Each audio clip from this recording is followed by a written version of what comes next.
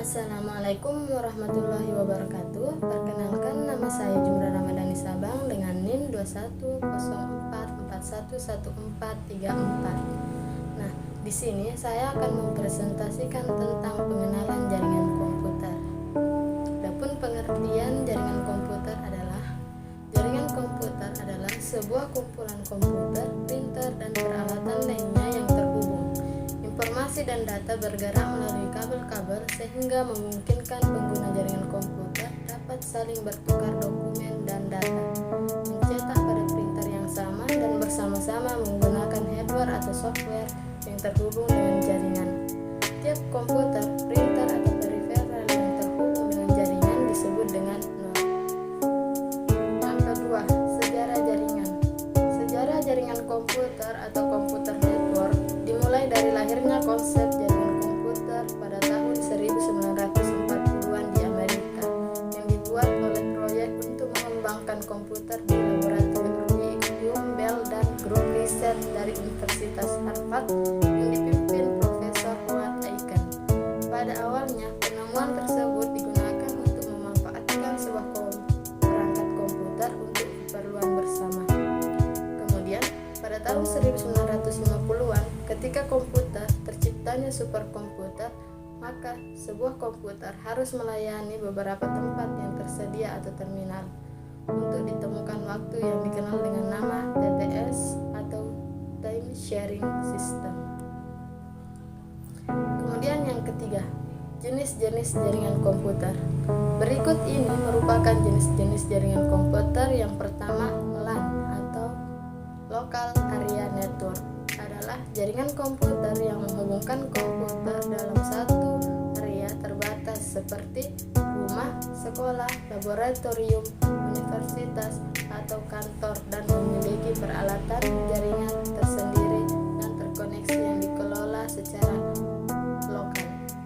Yang kedua, MAN. MAN atau Metropolitan Area Network adalah jaringan komputer yang terhubung dengan para pengguna dengan sumber daya komputer pada sebuah area geografis atau area yang lebih besar dari yang tercakup oleh LAN yang luas, tetapi lebih kecil dari area yang tercakup oleh WAN atau Wide Area Network. Kemudian yang ketiga, WAN. WAN atau Wide Area Network adalah jaringan komputer atau jaringan telekomunikasi yang membentang di atas jarak geografis yang sangat luas seperti seluruh negara atau seluruh dunia. Jaringan komputer jenis WAN biasanya terdiri dari beberapa jenis jaringan yang lebih kecil seperti LAN atau MAN. Yang keempat, topologi jaringan komputer. Topologi adalah suatu cara menghubungkan komputer yang satu dengan komputer yang lain dengan yang lainnya sehingga membentuk jaringan. Cara yang saat ini banyak digunakan adalah bus, token ring, star, dan peer-to-peer network. Masing-masing topologi ini mempunyai ciri khas dengan kelebihan dan kekurangannya sendiri. Yang pertama, topologi bus. Pada topologi ini, semua sentral dihubungkan secara langsung pada medium transmisi dengan konfigurasi yang disebut bus. Transmisi sinyal dari suatu sentral tidak dialirkan secara bersamaan dalam dua arah. Topologi jaringan bus tidak umum digunakan untuk interkoneksi antar sentral, tetapi biasanya digunakan pada sistem jaringan komputer. Adapun keuntungannya yaitu yang pertama, hemat kabel, yang kedua, layout kabel sederhana, yang ketiga, mudah dikembangkan. Adapun kerugiannya, yang pertama, deteksi dan isolasi kesalahan sangat kecil, kepadatan lalu lintas. Yang ketiga, bila salah satu klien rusak maka jaringan tidak bisa berfungsi. Dan yang keempat, diperlukan repeater jarak jauh. Kemudian yang kedua, topologi token ring. Metode token ring atau sering disebut dengan ring saja adalah cara menghubungkan komputer sehingga berbentuk ring atau lingkaran. Setiap simpul mempunyai tingkatan yang sama. Jaringan akan disebut loop.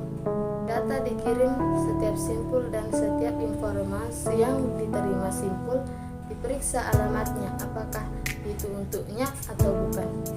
Adapun keuntungannya, yang pertama hemat kabel, dan adapun kerugiannya, yang pertama peka kesalahan, yang kedua pengembangan jaringan lebih kaku. Kemudian yang ketiga, topologi star. Topologi star, kontrol terpusat. Semua link harus melewati pusat yang menyalurkan data disebut ke semua simpul atau klien yang dipilihnya. Simpul pusat dinamakan yang stasiun primer atau server, dan lainnya dinamakan stasiun sekunder atau klien server.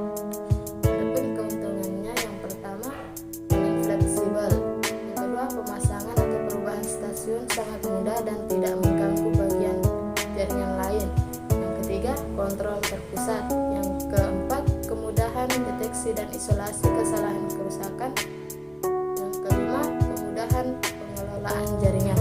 Adapun kerugiannya, yaitu yang pertama boros kabel, yang kedua perlu penanganan khusus, yang ketiga kontrol terpusat, hub jadi elemen kritis. Kemudian yang keempat, topologi peer-to-peer network. Peer artinya rekan kerja. Peer-to-peer network adalah jaringan komputer yang terdiri dari beberapa komputer. Dalam sistem jaringan ini, yang diutamakan adalah penggunaan program, data, dan printer secara bersama-sama. Sistem jaringan ini juga dapat dipakai di rumah. Pemakai komputer yang memiliki komputer kuno tidak perlu membuang komputer lamanya. Dia cukup memasang network card di kedua komputernya. Kemudian yang kelima, topologi jaringan cincin atau ring. Untuk membentuk jaringan cincin, setiap sentral perlu harus dihubungkan seri atau dengan yang lain, dan hubungan ini akan membentuk loop tertutup. Dalam sistem ini, setiap sentral harus dirancang agar dapat berinteraksi dengan sentral yang berdekatan maupun berjauhan. Dengan demikian, kemampuan melakukan switching ke berbagai arah sentral. Keuntungan dari topologi jaringan ini antara lain yaitu tingkat kerumitan jaringan rendah atau sederhana. Juga bila ada gangguan atau kerusakan pada suatu sentral, maka aliran trafik dapat dilewatkan pada arah lain dalam sistem. Kemudian manfaat jaringan komputer.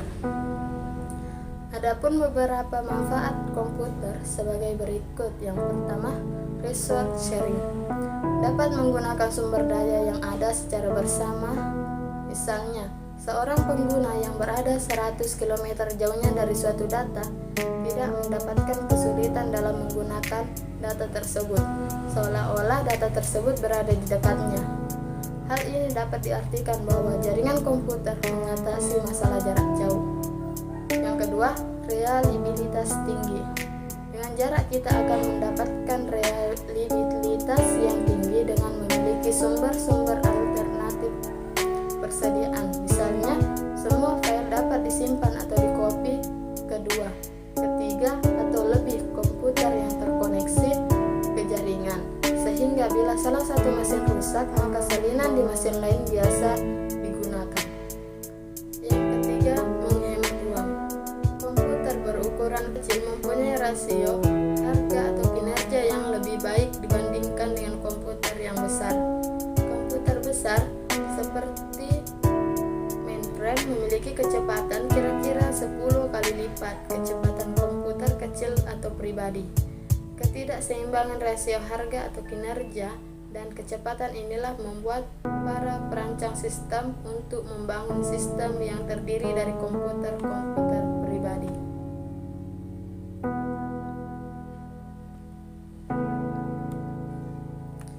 Sekian materi presentasi dari saya pamit undur diri. Wassalamualaikum warahmatullahi wabarakatuh.